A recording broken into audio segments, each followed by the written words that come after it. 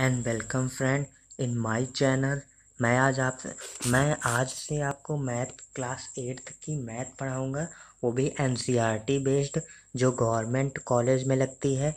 मेरा इस बुक को पढ़ाने का मेन उद्देश्य ये है कि जो ग्रामीण क्षेत्र के बच्चे हैं उनको थोड़ा उनको तो मैथ को अच्छे से डिफ़ाइन कर सके, मैथ को अच्छे से समझा सकूं। मेरा यही उद्देश्य है कि मैं गांव के बच्चों के लिए कुछ अच्छा करूं। जैसे मैं गणित मैथ की 8th की बुक को मैं आज से शुरू कर रहा हूं, तो अब इसको पूरा पढ़ाऊंगा। अब मेरा पूरा कंसंट्रेशन इस पर रहेगा कि मैं आपको कॉन्सेप्ट को बताऊं। नंबर ऑफ क्वेश्चन के पीछे मैं नहीं भागूंगा, मैं केवल क्वेश्चंस को बताऊंगा, क्वेश्चंस को कराऊंगा। ये देखिए, पहला चैप्टर क्लास 8th का ये है कि परिमेय संख्या। पहला चैप्टर में क्या पूछ रहा है कि परिमेय संख्याएं क्या है, तो आपको बताना है कि परिमेय संख्याएं क्या है। तो देखिए, पहले आप परिमेय संख्या समझ लीजिए कि परिमेय संख्या क्या होती है। तो देखिए, परिमेय संख्या क्या होती है, कोई भी संख्या जिसे हम p/q के रूप में लिख सकें, जहाँ जो q है जीरो ना हो, जहाँ क्यों जीरो ना हो, इस बात को ध्यान रखिए। जैसे 2/3 एक परिमेय संख्या है, ठीक। 4/5 एक परिमेय संख्या है। तो बस ये परिमेय संख्या आपको पता चल गई। पहले मैं इजी वे में आपको बता दिया कि परिमेय संख्याएं होती क्या हैं। अब आप जान गए परिमेय संख्या क्या होती है। परिमेय संख्या p/q के रूप में लिख दीजिए, जहाँ क्यों जीरो ना हो। तो परिमेय संख्या पता चल गया। अब आगे देखिए, परिमेय संख्या का योग, अंतर और गुणा को की संक्रियाएं कि अब परिमेय संख्याओं का जोड़, घटाना, गुणा, भाग मैं बताऊंगा पहले। उसके बाद योग और गुणा का वितरण नियम है। फिर आगे आपको मिलेगा गुणात्मक प्रतिलोम, योगात्मक प्रतिलोम, उसको बताऊंगा। अब देखिए, जैसे मैं पहली एक्सरसाइज को नहीं करा रहा हूँ क्योंकि वो बहुत ज़्यादा इजी है। जो इम्पोर्टेंट चीज़ें हैं मैं आपको वो बताने वाला हूँ बस। तो देखिए, जैसे एक्सरसाइज 1C है, तो इसमें पहला क्वेश्चन आपको दे रहा है कि 2/3 माइनस 5/3 इक्वल टू। देखिए, जब आधार समान हो तो क्या होता है, तो ये 3 का 3 ही रह जाएगा। ये 2 - 5, 2 - 5 करेंगे तो 5 में माइनस बड़ा है, तो -3/3, 3 से 3 कट जाएगा, -1 आपका आंसर हो जाएगा पहले क्वेश्चन का। अब दूसरा क्वेश्चन इसमें का देखिए।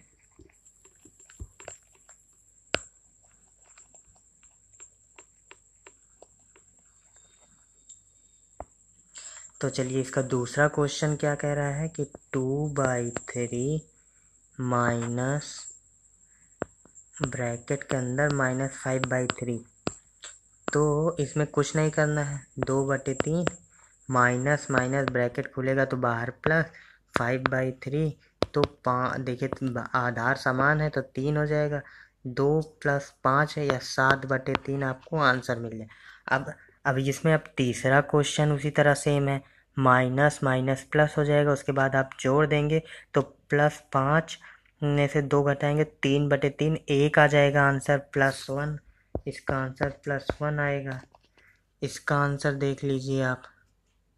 तो इसमें मेरा कहने का मतलब क्या है कि मैं पूरा क्वेश्चन तो एक एक को नहीं लगवाऊंगा, लेकिन जितने इम्पोर्टेंट क्वेश्चन हैं मैं उसको सारे आपको कराने की कोशिश करूंगा। तो अब देखिए क्या करा, निम्नलिखित को संख्या रेखा की सहायता से सरल करके परिमेय संख्या ज्ञात कीजिए। अब देखिए, इसमें क्या करना है। अब इसमें आपको सिंप्लीफाई ही करना है।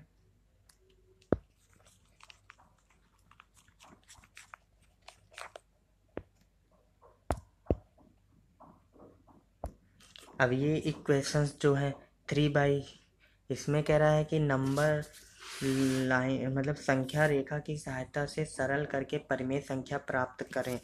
तो आपको संख्या रेखा की सहायता से हल करके परिमेय संख्या प्राप्त करना है। तो ये ठीक है, इसमें भी कोई दिक्कत नहीं आनी चाहिए। तो इसमें कैसे करना है कि ये जैसे अगर आप अब ये एक आपको लाइन खींचनी पड़ेगी, लाइन खींचेंगे जब आप तो उसमें आप देखेंगे 3/7। अब मतलब तो आपको ये बनाना पड़ेगा कि 1/7। जैसे ये पहले तो 0 हो जाएगा, 0 के बाद आप एक लाइन खींचेंगे तो यहाँ 1/7। ये जो बटा 7 है ये सब में लगा दीजिए, उसके बाद ये बस ऐसे लाइन खींचते चले जाइए तो जहाँ तक है तो ये जैसे 2/7, ये हो जाएगा 2/7। एक सेकेंड, ये हो जाएगा 2/7।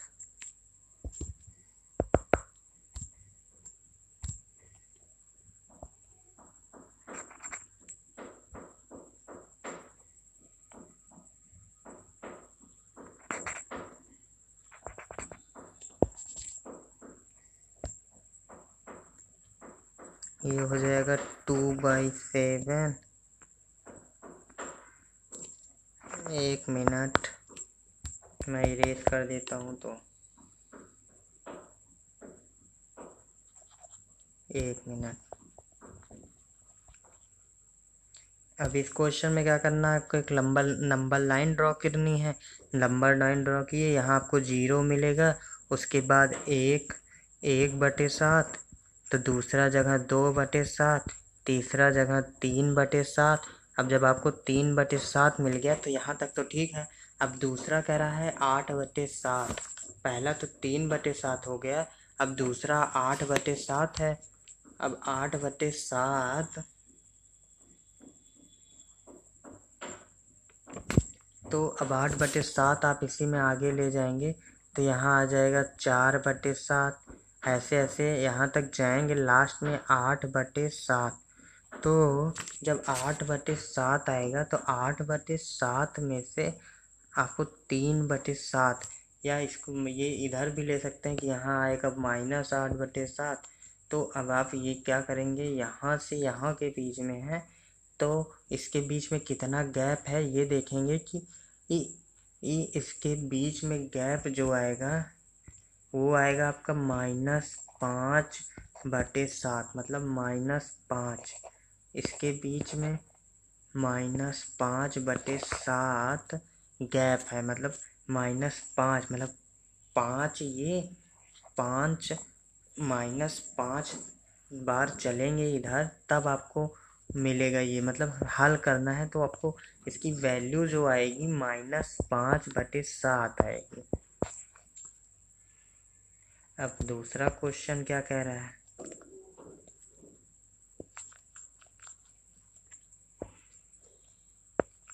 आप इसको नंबर पेज पे आप कर लीजिएगा, वो पाई वाला ग्राफ बनाकर, मतलब लाइन खींचकर 1/। अब इसको मैं ऐसे कर देता हूँ, -4/6 -3/4।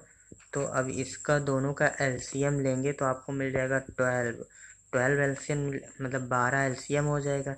तो 6 दूनी 12, -8, -4 × 12 -9। अब देखिए -8 -9 तो -17/12, -17/12 आपका आंसर आ जाएगा। बस इसमें और कुछ नहीं करना है। अब एक्सरसाइज आती है 1E।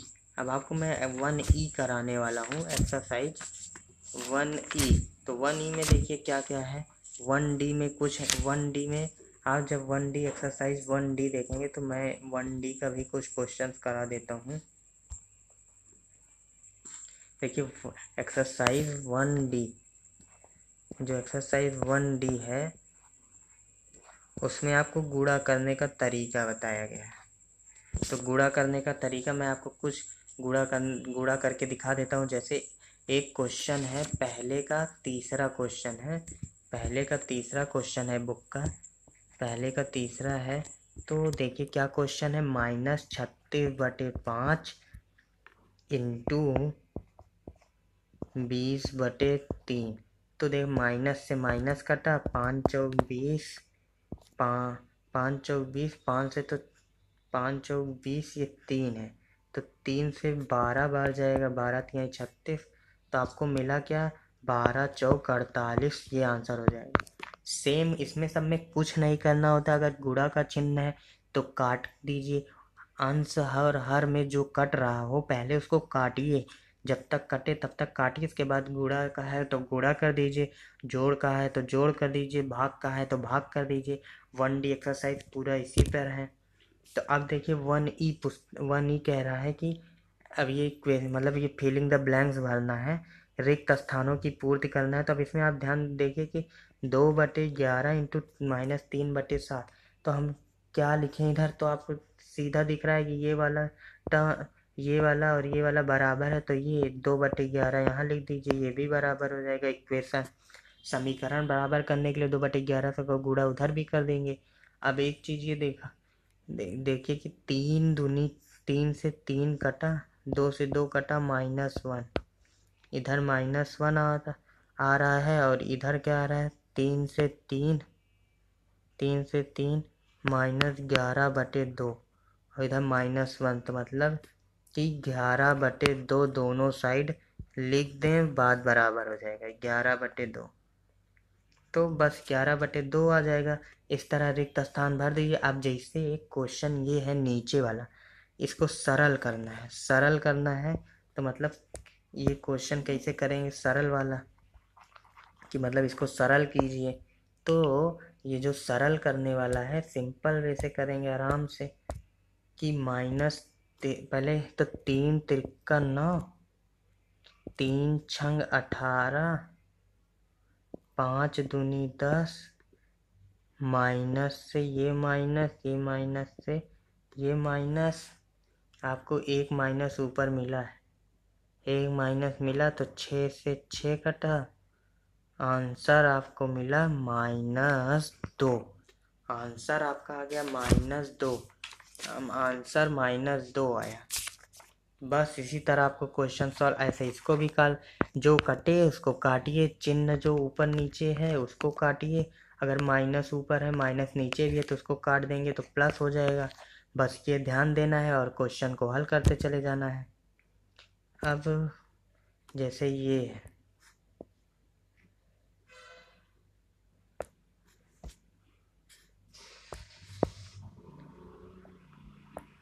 इसमें क्या करना है कि निम्नांकित में अपनी अभ्यास पुस्तिका पर उत्तर का रिक्त स्थानों की देखिए रिक्त स्थान की पूर्ति करना है ना। -5/12 में 0 जोड़ दीजिए। 0 जोड़ देंगे तब आंसर में कोई फर्क नहीं पड़ेगा। अब माइनस ये -1 है इसकी पावर। इसका मतलब क्या होता है कि आपको ये जो दिया है इसको उलट दीजिए, अंश को हर में, हर को अंश कर दीजिए, बस -2/1 इसका आंसर हो जाएगा। इस तरह क्वेश्चन करना है और x की वैल्यू निकालना है। तो x बराबर 3/2, उस साइड जाएगा तो 3/2। ऐसे इसकी वैल्यू निकालना है, x बराबर तो x बराबर 3/4 हो जाएगा, ये उस साइड चला जाएगा, प्लस हो जाएगा। इस तरह का क्वेश्चन आप कर लेंगे। और क्या कह रहा है कि निम्नलिखित परिमेय गुणात्मक प्रतिलोम। अब पहले तो एक योगात्मक प्रतिलोम और गुणात्मक प्रतिलोम के बारे में जान। योगात्मक प्रतिलोम क्या होता है, गुणात्मक प्रतिलोम।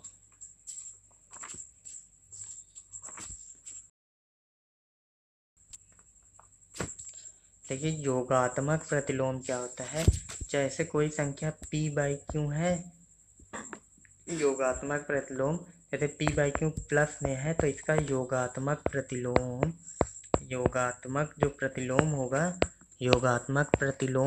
जो होगा वो क्या होगा, -p/q। बस योगात्मक प्रतिलोम में अगर धन का चिन्ह है तो माइनस का चिन्ह, अगर प्लस का चिन्ह है तो माइनस, अगर माइनस का चिन्ह है तो प्लस का चिन्ह कर दीजिए तो वही उसका योगात्मक प्रतिलोम होता है। क्योंकि जब इसको दोनों को जोड़ा जाएगा p/q -p/q तो आंसर सदैव 0 आता है। योगात्मक प्रतिलोम को जब जोड़ा जाता है तो आंसर सदैव 0 आता है। अब देखिए गुणात्मक प्रतिलोम क्या, जैसे कोई p/q के रूप में है तो अगर आप इसको q/p के रूप में लिखते हैं, मतलब x को 1/x कर दें, बस ये गुणात्मक प्रतिलोम। p/q को q/p के रूप में लिख दीजिए, गुणात्मक प्रतिलोम, इसी को गुणात्मक प्रतिलोम कहते हैं। तो अब ये जो इक्वेशन था पहले तो ये वाला ऊपर योगात्मक प्रतिलोम निकालना है। तो योगात्मक प्रतिलोम में कुछ करना नहीं है। योगात्मक प्रतिलोम में 1/2 है तो इसका -1/2 हो जाएगा योगात्मक प्रतिलोम। -3/8 है तो 3/8 हो जाएगा। 0 का तो 0 ही रहेगा। गुणात्मक प्रतिलोम अंश हर पलट दिए 13/8 19/-6। बस ये करना है योगात्मक गुणात्मक प्रतिलोम। सिंपल करना है, सरलीकरण करना है। 0 अगर 0 से गुणा हुआ है किसी संख्या में तो वो पूरा संख्या को 0 कर देता है। यही आपका आंसर हो जाएगा। इसमें आपको कुछ करना ही नहीं है। अब देखिए अभ्यास 1। अब इसको इस तरह क्वेश्चन क्या, निम्नलिखित युग में से प्रथम संख्या से दूसरी संख्या से भाग दीजिए। प्रथम संख्या से दूसरी संख्या, प्रथम संख्या में दूसरी संख्या से। अच्छा, प्रथम संख्या में मतलब देखिए कह रहा है कि प्रथम संख्या में मतलब प्रथम संख्या में दूसरी संख्या से। प्रथम संख्या में -8/5 से भाग देना है हमको 1/-10 से। तो इसमें कुछ नहीं करना रहता। -8/5 गुणे का चिन्ह में बदलेंगे तो क्या हो जाएगा जानते हैं? -10 ऊपर चला जाता है। एक भाग को गुणा में बदलेंगे तो आंसर बदल जाएगा। तो 5 दूनी 10, 8 दूनी 16, माइनस माइनस प्लस 16 आंसर हो जाएगा। तो युग में प्रथम संख्या दूसरी संख्या, तो अंश हर में परिवर्तन कर दीजिए। मतलब भाग को गुणा में बदलना है तो अंश हर को बदल दीजिए। इसे जब इसको बदलेंगे तो ये 13×5 = 65 कट जाएगा, 7 दूनी 14 कट जाएगा। तो आपका आंसर आ जाएगा 2/5 करके आ जाएगा। अरे 2/5 नहीं, करके देख लें, 1 सेकेंड देख लें क्या आता है। 65/14 या 13/7, माइनस से माइनस कटेगा। 7/13 हो जाएगा ना। हाँ, तो 7/13, 7 दूनी 14, 13×5 = 65। हाँ सही है, 5/2 आंसर जो आएगा वो 5/2 आएगा। ठीक, अब आंसर 5/2 आएगा तो नीचे भी भाग करना है। निम्नलिखित कथन सत्य है या देखा, भाग करना है कि -1/8 गुणे 4/3 कर दीजिए। 4 दूनी 8, -1/6 कथन सत्य। हाँ भाई सत्य है, ये परिमेय संख्या है। कथन सत्य है, एक परिमेय संख्या है। तो इस तरह आपको देख लेना कि समीकरण बराबर है कि नहीं है। क्या आएगा? अब जैसे ये कह रहा है कि हाँ हम तो ये देख के ही बता दे रहे हैं कि हाँ ये 1 के बराबर है, तो हाँ ये सत्य है। तो बस इस तरह का क्वेश्चन आपको सॉल्व करना है। ये भाग करना है तो भाग कर दीजिए, भाग को गुणा में बदल दिया करिए। जब भाग को गुणा में बदलेंगे तो अंश का हर का अंश में हो जाता है। बस इस तरह का क्वेश्चन आप कर लेंगे। बाकी और जो अगर आपको कोई डाउट हो तो आप हमें बताइए, मैं उसको कमेंट बॉक्स में बताइए, मैं उसको भी सॉल्व कर दूंगा, चाहे जो क्वेश्चन हो। Thank you for watching this video.